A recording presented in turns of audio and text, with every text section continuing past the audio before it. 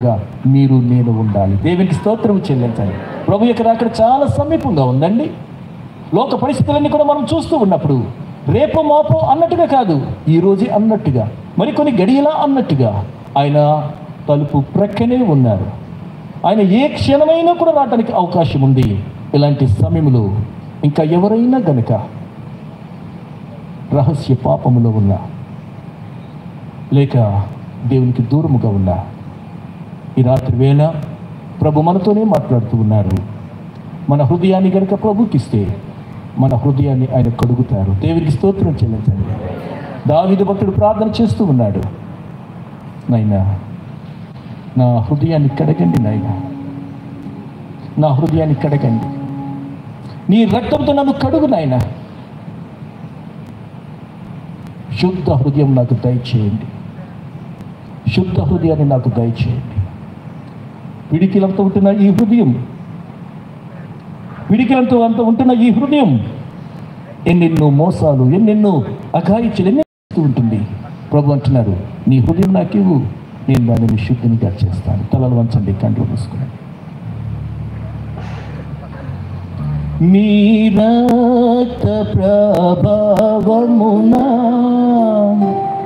నా రోత హృదయమును, నీ రక్త ప్రభావమునా నా రోత హృదయమును పవిత్రపరచుతుంది, ప్రతి పాపమును కడిగి పవిత్రపరచుతుంది, ప్రతి పాపమును కడిగి ప్రియ యేసు నిర్మించితివి, ప్రియమార నా హృదయం ముదమారసియించు, హృదయం ప్రతి చోటని సాక్షిగా ప్రభువాని నుండునాడు, ప్రతి చోటని సాక్షిగా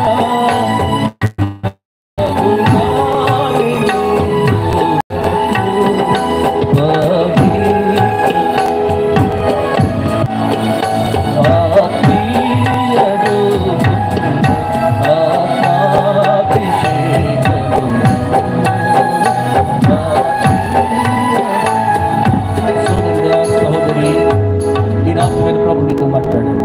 అందరూ కూడా తలలు వంచండి, కళ్ళు మూసుకోండి. ఇంకా ఎవరైనా ప్రభులకు దూరముగా ఉంటే, ఇంకా పాపపు ఊపిలో ఉంటూ, నాశనకరమైన గోతులో ఉంటూ ఈ రాత్రి వారి మాటలు వింటూ ఉంటే, నీ నా ప్రభు ఆ పాపపు ఊపి నుంచి లేవనెత్తి బండపై నీ పాదంలో నింపగలిగిన వాడు ఒక్కడే, యేసు ఒక్కడే, పరిశుద్ధుడు ఒక్కడే, ఆ దేవుడు మహిమోన్నతుడు, లోకానికి రక్షకుడు యేసు ఒక్కడే.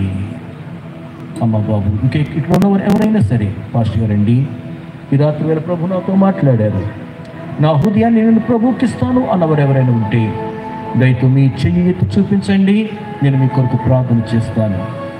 ఇది దేవుడు నీకు ఇచ్చిన చక్కని అవకాశం. ఈ సంవత్సర కాలంలో దైవ సేవకుల ద్వారా పరిశుద్ధ సమాజ కూడికలను ఏర్పాటు చేసి ఈ చక్కని ప్రాంగణములో ప్రభు నీతో మాట్లాడుతూ ఉన్నప్పుడు ఎవరు కూడా కళ్ళు తెరవద్దు, అది నీ పని కాదు. Thank you brother. ఇంకా ఎవరైనా నేను ప్రార్థన చేయబోతున్నాను. మన ప్రభు ప్రేమ కలిగిన వాడు, మన ప్రభు. థ్యాంక్ యూ అమ్మా. అదే పాపమైనా కావచ్చు, చిన్ని పాపము కూడా పెద్ద నష్టాన్ని కొలికి. అమ్మ వెనక్కి చూడకు, అది నీ పని కాదు. కళ్ళు మూసుకునండి. థ్యాంక్ యూ అమ్మా. దేవుడు నన్ను ఆశీర్వదించిన కాక. దేవుడు చూస్తూ ఉన్నారు. ఆ పాపము ఊపిలోంచి నేను తీసివేస్తాడు. ఇక ఎన్నడూ కూడా వెనుకకు జారిపోవద్దు. నీవు వెళ్ళు, ఇక పాపము చేయకు. యేసు పరిశుద్ధుడు, ఆయన బిడ్డలమైన మనము కూడా పరిశుద్ధతతో జీవించాలి.